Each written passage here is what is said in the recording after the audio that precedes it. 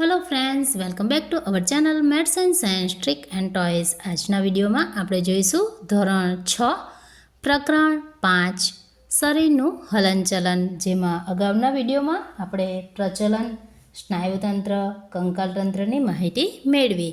आजना video में आपणे जोईशुं करोड़ स्तंभ, जेने मेरुदंड तरीके पण ओळखवामां आवे छे, जे शरीरनी धरी गणाय छे। तो अहीं आपणे आ जोई शकीए छीए। आ छे आपणो करोड़ स्तंभ।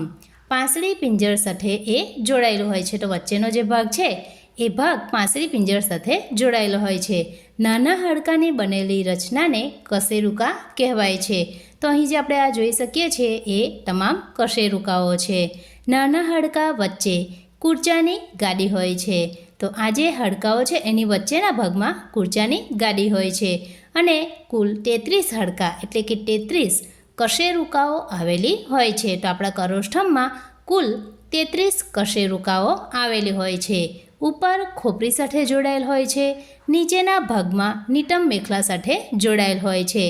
એસ આકારની ગોઠવણીને લીધે આપણે જોઈ શકીએ છીએ કે અહીં આ જે રચના છે એ એસ આકારની રચના છે, જેના લીધે કરોડ સ્તંભ સ્થિતિસ્થાપક બને છે, જેથી આપણે આગળ પાછળ જમણી ડાબી બાજુ વળી શકીએ છીએ।